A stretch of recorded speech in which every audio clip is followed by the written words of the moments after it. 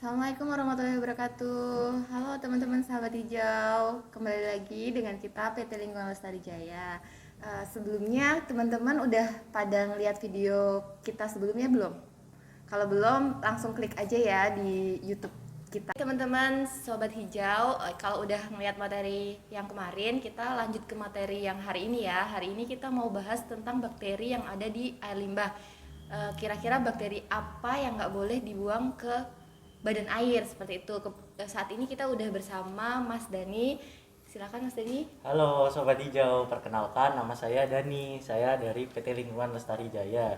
Langsung saja, apa sih yang mau ditanyain sama Mbak Yuza? Oke, eh, mungkin sahabat hijau bertanya-tanya deh, kenapa ada salah satu parameter yang diatur oleh Kemen LHK tentang air limbah yang dibuang ke badan air. Salah satunya adalah bakteri coliform.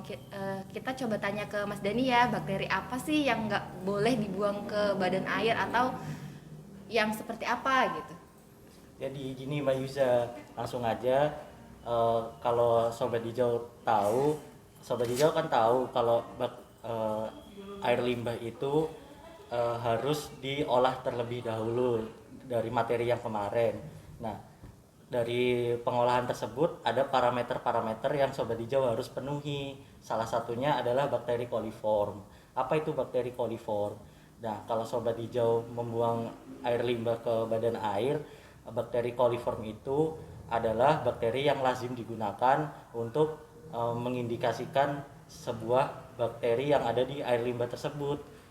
Karena jika semakin banyak bakteri coliform yang ada di air limbah tersebut, maka air limbah yang Sobat Hijau olah itu diindikasikan banyak suatu bakteri atau penyakitnya. Jadi Sobat Hijau harus tahu berapa parameter bakteri coliform yang ada di air limbah tersebut. Biasanya kalau dari Kementerian Lingkungan Peraturan LHK itu bakterinya maksimal ada di 3000 mg per liter. Baik Mas Dani, terima kasih ya atas penjelasannya. Semoga bisa membantu sahabat hijau sekalian yang mungkin masih bingung bakteri coliform itu apa gitu. Kita lanjut ke pertanyaan yang kedua ya Mas Dani. Boleh Mbak Yusa? Pertanyaannya, bagaimana sih caranya supaya bakteri coliform sendiri itu dapat memenuhi baku mutu yang sudah ditetapkan oleh KLHK? Silahkan Mas Dani. Jadi gini Mbak Yusa, pada video sebelumnya kita udah pernah ngupload nih video tentang bagaimana cara untuk mengidentifikasi sumber pencemaran air limbah. Nah, di situ ada statement bahwa setiap orang atau usaha yang menghasilkan air limbah, maka kita wajib untuk mengolah air limbahnya.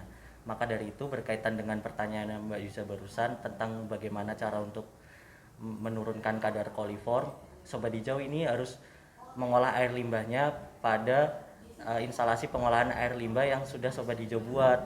Nah, ketika kadar koliformnya masih di atas baku mutu, maka harus diberikan treatment khusus, yaitu proses klorinasi. Apa itu proses klorinasi? Nah, apa itu proses klorinasi? Proses klorinasi yaitu adalah pencampuran antara dosis kaporit dengan air bersih. Nah, untuk dosisnya tersebut, maka Sobat Hijau harus menentukan atau menghitungnya sendiri sesuai dengan besarnya air limbah yang Sobat Hijau hasilkan.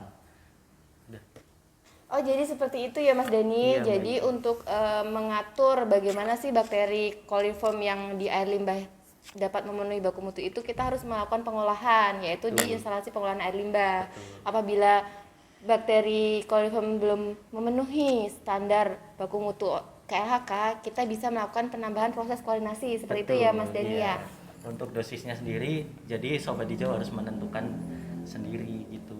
Oke, baik. Untuk pertanyaan selanjutnya, apabila ada yang masih pengen dibahas atau masalah koordinasi atau masalah apapun, bisa komentar di sini ya teman-teman Sobat Hijau. Mungkin untuk materi hari ini itu dulu kali ya Mas Dani. Udah. Apabila ada pertanyaan lebih lanjut bisa hubungin salah satu kontak kami. Terima kasih. Wassalamualaikum warahmatullahi wabarakatuh.